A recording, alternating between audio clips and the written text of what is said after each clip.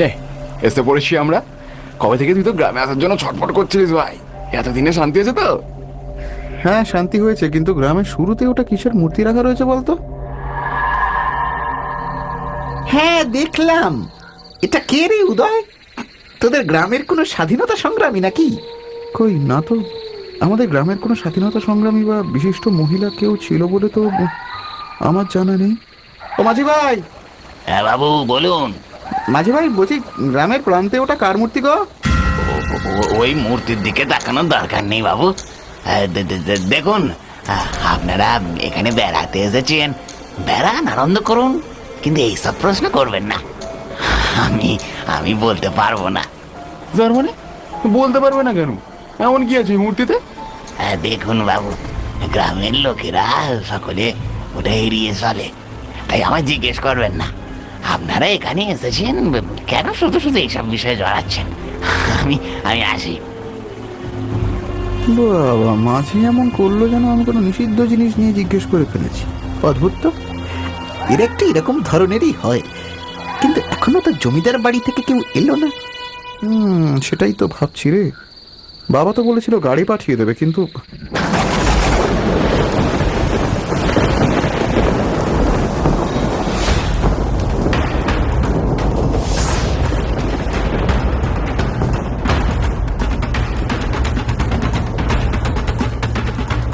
ঠিক তখনই ওরা দেখলো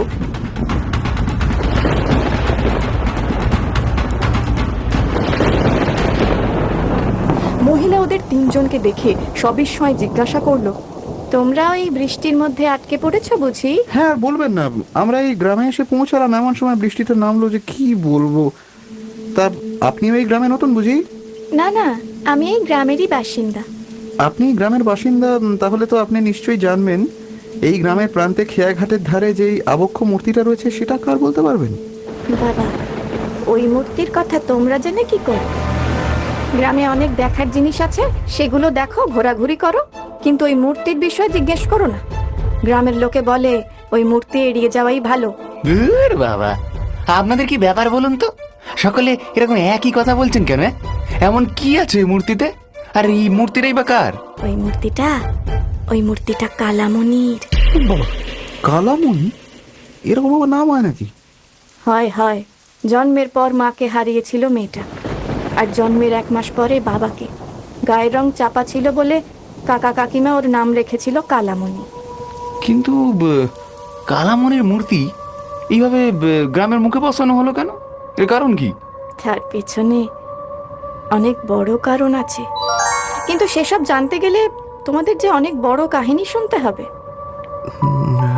তা বেশ, তো একে তো বৃষ্টি মুখর সন্ধে, তার উপরে আমাদের গাড়িও এসে পৌঁছায়নি। আপনি বলুন, আমরা শুনবো। সে প্রায় আজ থেকে 20 বছর আগের ঘটনা। দিনটা ছিল 4ঠা অগ্রহায়ণ। সেদিন জমিদারের ছেলে নয়ন তার সুন্দরী স্ত্রী আর ছোট ছেলেকে নিয়ে 15 বছর পরে গ্রামে এসেছিল। চাকর বাকরদের মধ্যে তখন চরম ব্যস্ততা। সকলে কাঁধে করে বড় বড় থলি বাক্স নিয়ে চলেছে।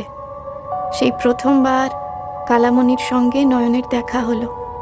প্রথমবার বলতে যৌবন লাভের পরে প্রথমবার দেখা। কালামণি নদীর পাড়েই বসেছিল। না না খোকা, কাঁদে না, এই তো আমরা চলে এসেছি। হ্যাঁ গো, ছেলেকে কোলে নাও, ও তো কেঁদেই চলেছে। আরে নতুন জায়গা তো, তাই খোকা বোধহয় ঘাবড়ে গেছে। নয়ন, এই নয়ন। আমায় তুমি আমায় ডাকছো? হ্যাঁ, তোকেই ডাকছি। আমায় চিনতে পারছিস না? আমি কালামণি।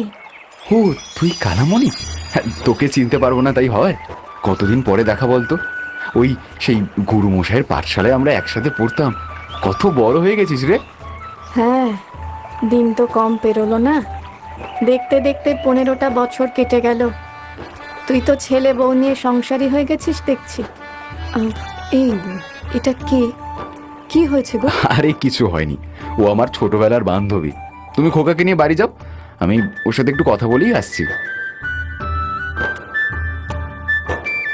সত্যি কালামণি, মাঝে কতগুলো বছর কেটে গেছে।